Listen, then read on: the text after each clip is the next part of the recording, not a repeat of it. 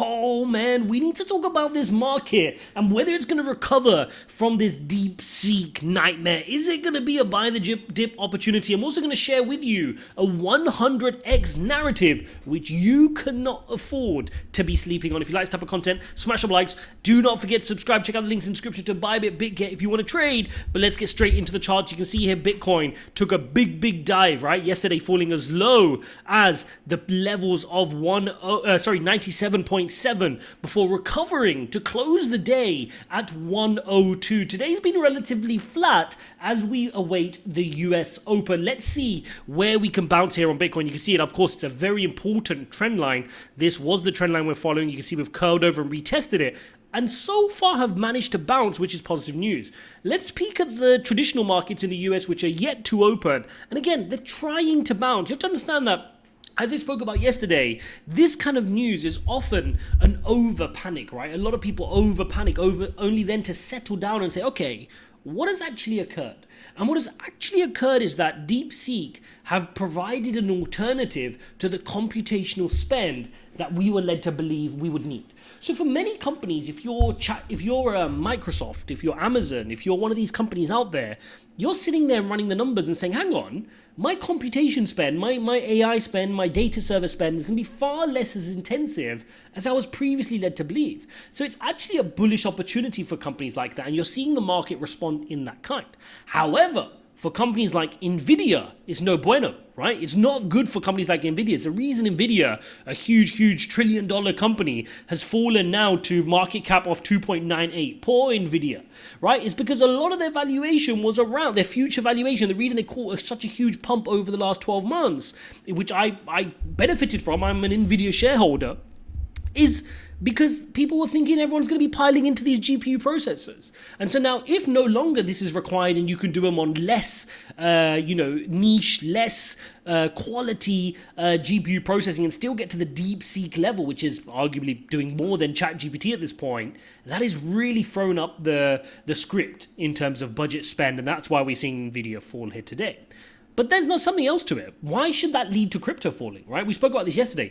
The reason crypto fell simultaneously was because it's a risk-off move, right? You have to understand crypto, to all intents and purposes, continues to be correlated to the NASDAQ. We can't have the NASDAQ tumbling like it did yesterday, all US tech tumbling, and Bitcoin not take a little bit of a panic. It took a little bit of panic.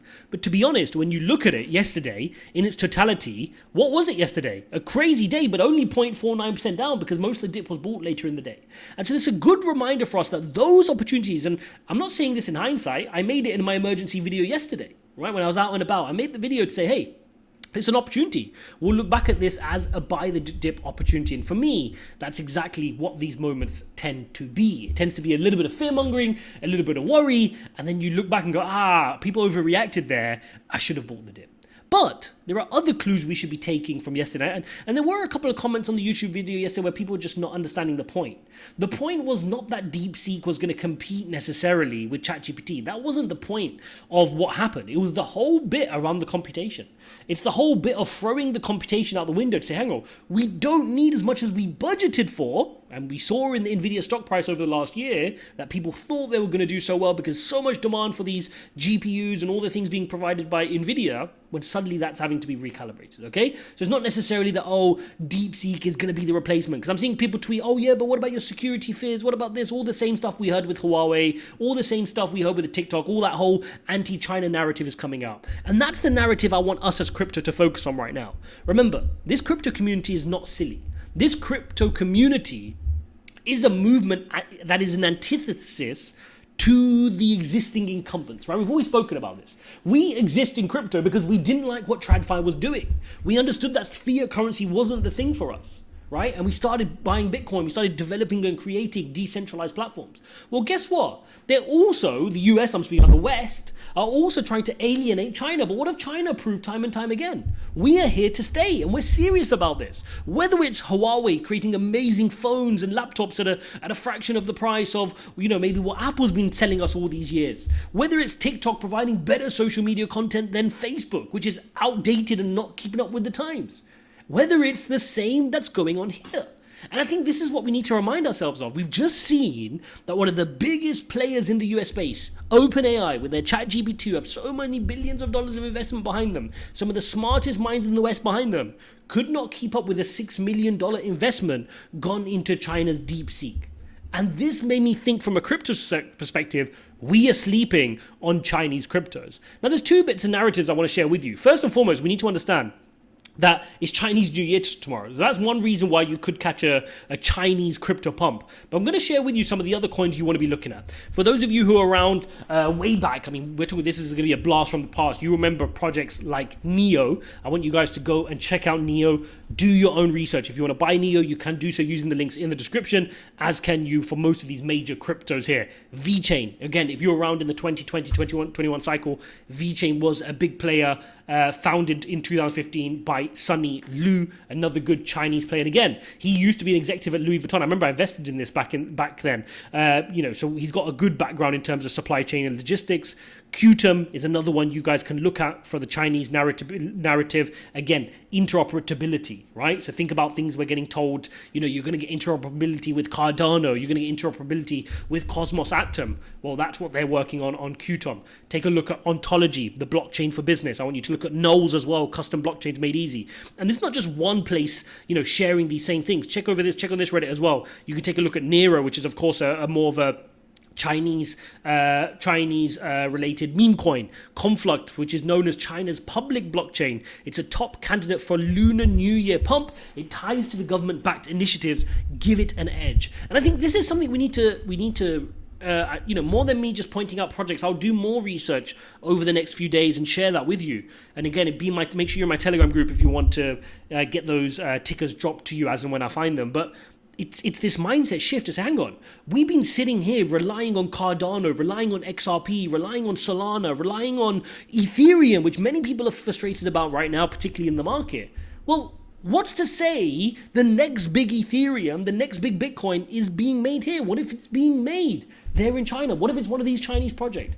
And I think it's almost got to this point now where this DeepSeek moment has given everybody a slap in the face and say, hang on, if we're looking at our portfolio, whether it's stocks, right? Whether it's, which I do a good job in stocks, I hold Chinese stocks, but whether it's crypto as well, we'd be negligent if we don't go for our portfolio, make sure we've got some up and coming Chinese crypto plays in our portfolio.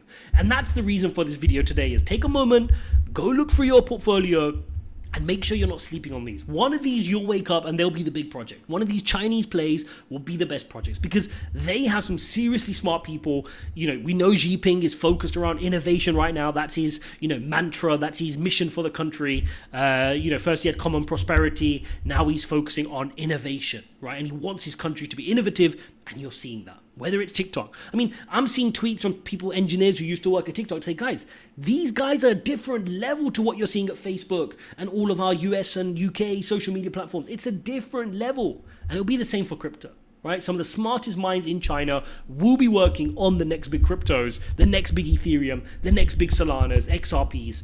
We got to find them. It's our job as crypto investors to find them. Again, take a look at some of these. Go and look at Conflux. Go look at Neo. Go look at VeChain. And for me, even if I don't have a standout player that I want to, back, I might just back a basket of these. I might pick 4 or 5 of these Chinese cryptos, the bigger ones, the safer ones, and I'll probably just have a little bit of my portfolio, whether it's 1%, 1.5, 2% of my portfolio, as call it like a schmuck insurance, just to put it into Chinese plays, because we're so over-levered on things like Ethereum and XRP and Solana and Cardano, right? Cardano, these kind of platforms with typical Western founders. How many of us actually go and do the research?